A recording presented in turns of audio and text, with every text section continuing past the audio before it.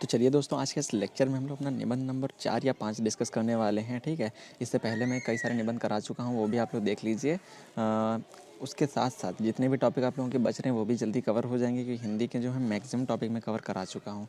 उसके साथ साथ हम लोग किसी दिन जो है बाकी प्रीवियस ईयर पेपर है उसको भी हम लोग जल्दी देख लेंगे, और साथ ही साथ जो उसकी प्रैक्टिस भी कर ली जाएगी। और उसके साथ साथ जो मैं केमिस्ट्री के भी इंपॉर्टेंट क्वेश्चंस हैं, प्रीवियस पेपर हैं, वो भी मैं इंपॉर्टेंट टॉपिक्स डिस्कस कर लूँगा जल्दी ही। और आप लोग जो इसे लाइक शेयर सब्सक्राइब ना करना भूलें। ठीक है, आप लोगों को पता है, आप लोगों को बस एक लाइक ज़रूर करना है, जितने भी व्यूअर्स हैं। ठीक है, एक लाइक आप लोगों को से ज़रूर करना है। आप लोगों को पता है आप लोगों के लिए काफ़ी मेहनत की जा रही है। ठीक है, आप लोग इस जितना सहयोग देंगे उतना ज़्यादा ठीक है आप ही लोगों के लिए फ़ायदा होगा। आप लोग इस लिए एक लाइक कर ज़रूर करें। ठीक है, साथ ही आप लोगों को करना क्या है, ठीक है, आप लोगों के पीडीएफ के लिए मैंने क्या किया है, टेलीग्राम ग्रुप क्रिएट कर दिया गया है। काफ़ी लोग उसमें जुड़ भी चुके हैं। तो आप लोगों को क्या करना है, पीडीएफ के लिए आप लोगों को उसी टेलीग्राम ग्रुप से जुड़ जाना है। जो भी आप लोगों की प्रॉब्लम है वहाँ आप लोग डिस्कस कर सकते हैं। ठीक है, क्योंकि ऐसे क्या होता है, अगर मैं पीडीएफ की डिस्क्रिप्शन बॉक्स में लिंक डाल देता हूँ तो आप लोग पीडीएफ को डाउनलोड नहीं कर पाते, इसलिए मैंने ग्रुप ही क्रिएट कर दिया है। तो चलिए हम लोग आज इसमें देखने वाले जो हैं प्रस्तावना। ठीक है, उसके साथ साथ हम लोग देखेंगे सामाजिक समस्याओं के प्रकार। उसमें भी हम लोग देखेंगे आर्थिक कारक क्या है, उसके बाद सांस्कृतिक कारक इसका जो है, उसके बाद जैविक कारक और उसका मनोवैज्ञानिक कारक।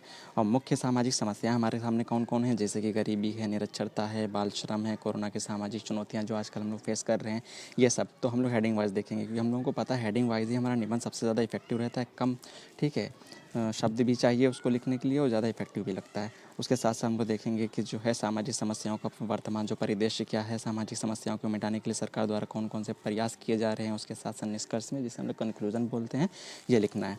तो चलिए हम लोग शुरू करते हैं अपने निबंध को आज के। तो चलिए दोस्तों, इसमें देखिए हम लोग क्या लिख सकते हैं। जैसे कि हमें पता है कि भारत क्या है, हमारा विशाल देश है, जहाँ भिन्न धर्म, जातियों और समुदाय के लोग रहते हैं। एक दूसरे में अनेकताओं में एकता ही हमारा पहचान और गौरव है, परंतु यह अनेक समस्याओं का कारक भी है, जैसे कि जाति, भाषा, रहन सहन और भिन्नताओं के बीच कभी कभी सामंजस्य स्थापित करना जो है काफ़ी डिफिकल्ट हो जाता है। क्योंकि हमें पता है कि बहुत जब जितना ज़्यादा धर्म, जितना ज़्यादा जाति, जितनी ज़्यादा परंपराओं वाले लोग होंगे, उतना उसके बीच में सामंजस्य स्थापित करना जो है उतना ज़्यादा प्रॉब्लमेटिक होता जाता है।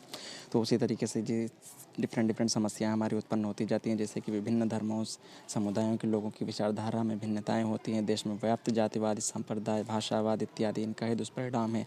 इसके चलते आज देश के सभी राज्यों में दंगे फसाद, लड़ाई झगड़े, मारकाट, इन सब के समाचार लगातार सुनने को हम लोगों को मिलते रहते हैं। जैसे कि आगे हम लोग लिख सकते हैं, जैसे क्या है, भारत एक प्राचीन देश है और ये भी माना जाता है कि भारतीय सभ्यता जो लगभग 5,000 साल पुरानी है। अतः यह स्वाभाविक है क्या कि इसका समाज भी उतना ही पुराना, उतना जटिल होगा। यही जटिलता और समृद्ध भारतीय समाज को बहुत जीवंत और रंगीन सांस्कृतिक देश बनाता है। हमारे देश में आज बहुत सी ऐसी समस्याएं जो भारत के विकास में बाधा बनी हुई हैं, ये सब आप लोग जो है लिख सकते हैं। तो आप लोग क्या कर सकते हैं, अपने तरफ से भी अपने वर्ड्स को कट करके अपने वर्ड्स पेस्ट कर सकते हैं। ठीक है, आप लोगों को जो अपना आप लोग अगर तैयार करके रखे हैं वो भी इसमें आधा हटा के, ठीक है, जो अच्छी चीज़ हो वो आप लोग ऐड कर सकते हैं। तो देखिए उसके बाद हम लोग देखेंगे सामाजिक समस्याओं के प्रकार। तो हमें पता है सामाजिक समस्याएं जो बहुत प्रकार की होती है, लेकिन उसमें भी मुख्यतः हम लोग 4 इससे भाग देखने वाले हैं। जैसे कि हमारा आर्थिक कारक है, सांस्कृतिक कारक है, जैविक कारक है, मनोवैज्ञानिक कारक है। जो आर्थिक कारक, आर्थिक मतलब जो होता है पैसे से, तो हमें पता है जो आर्थिक वितरण में असमानताओं के कारण उत्पन्न होता है उसे आर्थिक कारण कहते हैं। जैसे कि गरीबी हो गया, ठीक है, बेरोजगारी हो गया, ये सब इसके कारण हैं। दूसरा हम लोग देख सकते हैं सांस्कृतिक कारक। तो ऐसी समस्या जो किसी राष्ट्र या समाज की स्थापित मूल्यों, जैसे कानून हो गया, भाषा हो गया, इन सब के कारण उत्पन्न होता है, उसे सांस्कृतिक कारण के अंतर्गत आता है। जैसे कि दहेज हो गया, बाल विवाह हो गया, किशोर अपराध, ये सब बहुत बड़ी वजह हैं जिनके कारण क्या हुआ है, समाज में अनेक प्रकार की समस्याएं बनी हुई हैं। अगला हम लोग लिख सकते हैं जैविक कारक। जैविक कारक में जैसे कि प्राकृतिक आपदाएं हैं, संक्रामक रोग हैं, आदि के कारण होने वाली समस्याएं। तो हमें पता है संक्रामक रोग जो कि क्या होते हैं, बहुत ही खतरनाक होते हैं। प्राकृतिक आपदाएं, जैसे कि प्राकृतिक आपदा में आप लोग ये भी लिख सकते हैं कि कोरोना वायरस, ये भी एक बहुत बड़ी महामारी है जो कि समाज में बहुत बड़ी समस्या बनी हुई है। उसका जो इसका सामना पूरी दुनिया कर रही है, ये आप लोग देख सकते हैं। उसके साथ आप लोग मनोवैज्ञानिक, मनोवैज्ञानिक का मतलब होता है फिजिकली, मेंटली, ठीक है। तो मनोवैज्ञानिक कारक क्या है, तो बीमारी, मानसिक और न्यूरोलॉजिकल स्वास्थ्य से उत्पन्न होने वाली बीमारी जो होती हैं, ये इन सब के कारण जो स्वास्थ्य में उत्पन्न होता है, समस्याएं आती हैं, इन्हीं सबको हम लोग मनोवैज्ञानिक कारक के अंतर्गत देखते हैं। तो चलिए उसके बाद हम लोग देख लेते हैं जैसे कि मुख्य सामाजिक समस्या कौन कौन सी हैं। तो इसमें हम लोग देख सकते हैं सबसे पहले जैसे कि गरीबी है। तो हमें पता है कि गरीबी एक ऐसी स्थिति है जिसमें घर, जीवित रहने के लिए भोजन, कपड़ा आदि, आश्रय, इन सब की ज़रूरत को पूरा करने में सक्षम नहीं हो पाता है। तो सब जब सक्षम नहीं हो पाता तो अनेक प्रकार की समस्याओं का उसे सामना करना पड़ता है। भारत में गरीबी एक व्यापक स्थिति है। स्वतंत्रता के बाद से गरीबी एक मुख्य चिंता बनी हुई 21वीं शताब्दी आ चुकी है, लेकिन अभी भी हमारा देश जो है गरीबी से जूझ रहा है। तो हमें पता होगा कि गरीबी इंडेक्स में भी हमारी कंडीशन क्या है। तो अभी जल्द में ही हमारा पॉवर्टी इंडेक्स भी जारी हुआ है, जैसे कि हमें गरीबी सूचकांक जो जारी हुआ उसमें हमें पता है कि झारखंड सबसे ज़्यादा गरीब देश घोषित किया गया, फिर बिहार, फिर यूपी। तो लगातार जो है चिंताएं बढ़ रही हैं। अभी भी इतना ज़्यादा समस्याएं हमें फॉलो करना पड़ रहा है, इतना ज़्यादा समस्याओं का सामना करना पड़ रहा है, कितना ज़्यादा गरीबी वाले देश अभी गरीबी वाले देशों में हमारा भारत आ चुका है। उसके बाद हम लोग देख सकते हैं निरक्षरता, जो कि लिटरेसी, ठीक है। एक होता है लिटरेसी, एक इलिटरेसी। ये है हमारा निरक्षरता। तो हमें पता है कि जितना ज़्यादा अनपढ़ लोग होंगे, जितना ज़्यादा साक्षरता में कमी होगी, जितना ज़्यादा निरक्षरता होगी, उतना स्थिति बहुत गड़बड़ होती चली जाएगी, क्योंकि निरक्षरता एक बहुत बड़ी रुकावट है हमारे प्रोग्रेस में। भारत की अधिकतर आबादी निरक्षर है, बहुत ज़्यादा अभी भी निरक्षरता बरकरार है। लेकिन इसका क्या हो रहा है, रेट धीरे धीरे जो है इंक्रीज़ करता जा रहा है। लेकिन जितना ज़्यादा रेट भी इनका इंक्रीज़ कर रहा है, उतना ज़्यादा आप लोग बोल सकते हैं, फिर भी आप लोग देख सकते हैं कि इसमें जो है जैसे कट्टरपंथी बोलते हैं, वो भी अभी बहुत ज़्यादा भरी हुई है। तो चलिए हम लोग आगे बढ़ते हैं, जैसे कि बाल श्रम, चाइल्ड लेबर जिसे बोलते हैं। तो इसमें देख सकते हैं, तो बाल श्रम का मतलब ही होता है आमतौर पर भुगतान के साथ साथ या उसके बिना भी किसी भी काम में बच्चों को लगाना। तो बच्चों को लगाइए, बच्चों के द्वारा जो काम लिया जा रहा है केवल भारत तक ही सीमित नहीं है, लेकिन बल्कि ये क्या है, पूरे विश्व में हो रहा है। ये एक वैश्विक घटना है, ये हर जगह हो रहा है, ठीक है। ये एक बहुत बड़ी समस्या है। कोरोना की सामाजिक चुनौतियाँ जो पूरा देश इसका सामना कर रहा है, क्योंकि हमें पता है कि कोविड-19 का मतलब क्या होता है, कोरोना वायरस, जो कि 2019 में ये हमारा आया था। इस वजह से इसका 19 का नाम पड़ा था। तो ये महामारी क्या है, वैश्विक प्रसार के साथ साथ हर समाज की विसंगतियाँ भी इसके सामने आ रही, चाहे वह विकासशील देश हो चाहे विकसित देश हो, हर देश इसका सामना कर रहा है। उसके बाद हम लोग करेंगे कि इसकी सामाजिक समस्याओं का वर्तमान जो है उद्देश्य क्या है हमारा। तो चलिए हम लोग आगे बढ़ते हैं, जैसे कि हम लोग देख रहे हैं इसमें सामाजिक समस्याओं का वर्तमान परिदृश्य।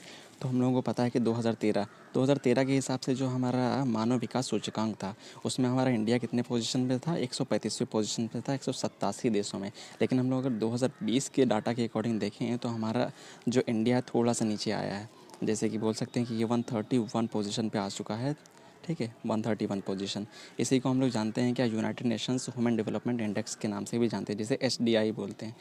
तो ये क्या बताता है कि मानव विकास सूचकांक कि हमारा ये विकास की पोजीशन में इंडिया कितनी, ठीक है, नंबर पे आ चुका है। तो ये थोड़ा सा नीचे आ गया है 131वें पोजीशन पे, 187वें देश में। सोच सकते हैं आप कितना पीछे अभी भी इंडिया है। उसके साथ साथ हम पॉवर्टी इंडेक्स में भी देख सकते हैं अभी, अच्छा हाँ, उसके साथ साथ जो है आप लोग देख सकते हैं, जैसे कि अभी फूड हंगर इंडेक्स जारी हुआ था, FHI जिसे बोलते थे, फूड हंगर इंडेक्स, मतलब जो है भुखमरी के मामले में अभी एक इंडिया की रिपोर्ट जारी हुई थी 2021 में, जिसमें इंडिया की पोजीशन आई है 101। तो ये काफ़ी ज़्यादा भुखमरी की समस्या इंडिया में सामना कर रहे हैं लोग। उससे पहले आप लोगों को पता होना चाहिए कि 2021 से पहले ये 94 पोजीशन पे था, लेकिन अब देखिए उससे भी ज़्यादा समस्या उत्पन्न हो गई है, ये अभी लोग देख सकते हैं। तो चलिए हम लोग आगे बढ़ते हैं, जैसे हालांकि कई सरकारी तथा गैर सरकारी NGO भी इसके लिए स्थापित की गई हैं, ताकि सामाजिक स्थितियां हैं उसमें सुधार कर सकें, ठीक है। उसके साथ साथ ही हम लोग देख रहे हैं कि वर्तमान में कन्या भ्रूण हत्या, ये सब हमारे देश में शर्मनाक सामाजिक समस्याएं हैं। इसके लिए बहुत सारे उपाय किए भी गए हैं, लेकिन अभी भी क्या है, मानव के विकास उसमें के लिए हमें करना क्या है, लोगों की सोच को बदलना है। तो जितना ज़्यादा हम सोच को बदलेंगे उतना ज़्यादा ही देश के लिए बेहतर होगा, उतना समस्याओं का कम सामना करना पड़ेगा। अब देखिए सामाजिक समस्याओं को मिटाने के लिए सरकार द्वारा कौन कौन से प्रयास किए जा रहे हैं। तो हमें पता है कि संविधान में भी इतना ज़्यादा छूट मिली है, संविधान में भी इतना अधिकार दिए गए हैं, जैसे कि छुआछूत हो गया, बेरोजगार, बाल शोषण आदि को दंडनीय अपराध भी घोषित कर दिया गया है। इन आगे देखिए इन सब बुराइयों से निजात दिलाने के लिए दलित तथा दबे कुचले लोगों के लिए आरक्षण की व्यवस्था भी की गई है। जाति बंधनों की समस्याएं, जैसे कि जितनी ज़्यादा हिंदू धर्म में उतनी ज़्यादा और किसी धर्म में नहीं है, ये भी आप लोग, ठीक है, पॉइंट को ऐड कर सकते हैं। जैसे सामाजिक भेदभाव को मिटाने के लिए समाज के हर वर्ग को उन्नति करने का समान अवसर मिलना चाहिए, सबकी शिक्षा व्यवस्था समान स्तर पर होनी चाहिए, पिछड़े वर्ग की आर्थिक दशा को सुधारने के लिए उपाय होने चाहिए। केवल काम यही नहीं है कि सरकार डिफरेंट नीतियाँ लाती रहे, इसमें जो है मनुष्य का सबसे बड़ा रोल है, हम लोगों का सबसे बड़ा रोल है। तो जितना ज़्यादा हम लोग अपना रोल प्ले करेंगे उतना ज़्यादा अच्छा होगा। तो आवश्यकता यही है कि देश के सभी युवा समाज में व्याप्त इन बुराइयों का स्वयं विरोध करें तथा इन्हें रोकने का हर संभव प्रयास करें। यदि यह प्रयास पूरे मन से होगा तो सामाजिक बुराइयों को अवश्य जड़ से उखाड़ फेंकना संभव हो जाएगा। जाति भेद को मिटाने के लिए अंतर्राष्ट्रीय विवाह को प्रोत्साहित किया जाए। सॉरी, अंतर्जातीय विवाह को, अंतर्जातीय का मतलब होता है खुद की जातियों में ही विवाह करना, इसको जो है प्रोत्साहित किया जाए। नारी समाज को शिक्षित करके स्वावलंबी बनाने से दहेज प्रथा को रोका जा सकता है। दहेज प्रथा आप लोगों को पता है बहुत बड़ी समस्या है, जिसकी वजह से होता क्या कि बहुत लोगों की तो शादियाँ नहीं हो पाती, बहुत लोग क्या करते हैं आत्महत्या कर लेते हैं जिनके पास पैसा नहीं होता है। उसके बाद हम लोग फाइनली कंक्लूजन में देखिए, निष्कर्ष में ये लिख सकते हैं कि स्थिति, निष्कर्ष में आप लोग बहुत कुछ लिख सकते हैं, आप अपनी थिंकिंग लिख सकते हैं, आप लोगों का अपना, ठीक है, क्या विचार है, क्या चीज़ें हैं, ये अपने आप लोग एक्स्ट्रा ऐड कर सकते हैं। तो जैसे कि यहाँ पे क्या स्थिति में सुधार लाने के लिए बहुत कुछ किया जाना आवश्यक है। लोगों की सोच को बदले बिना यह काम संभव नहीं है। इस उद्देश्य से लोगों को विभिन्न समस्याओं के बारे में शिक्षित करना, उन्हें अपनी सोच को बदलने के लिए संवेदनशील करना है, क्योंकि लोगों को यह कि सहयोग के बिना सरकार तथा गैर सरकार सभी प्रयास बेकार हैं। कितना भी सरकार प्रयास कर ले, सब बेकार हैं। देश और सरकार क्या करना है, साथ साथ मिलकर दोनों को इसके विरुद्ध हमें क्या करना है, लड़ते रहना है। तो ये आप लोग ये सब चीज़ें जो है ऐड कर सकते हैं। उसके साथ साथ ही मैंने कहा है, कहीं पर भी आप लोगों को बदलाव चाहिए तो आप लोग क्या कर सकते हैं, एक्स्ट्रा अपने फैक्ट्स जो है जो अच्छे मिल जाएँ वो भी ऐड कर सकते हैं। जैसे कि करंट डाटा को ऐड कर सकते हैं, इवेंट्स को ऐड कर सकते हैं। तो कई सारी चीज़ें जो आप लोग ऐड कर सकते हैं। चलिए, थैंक यू।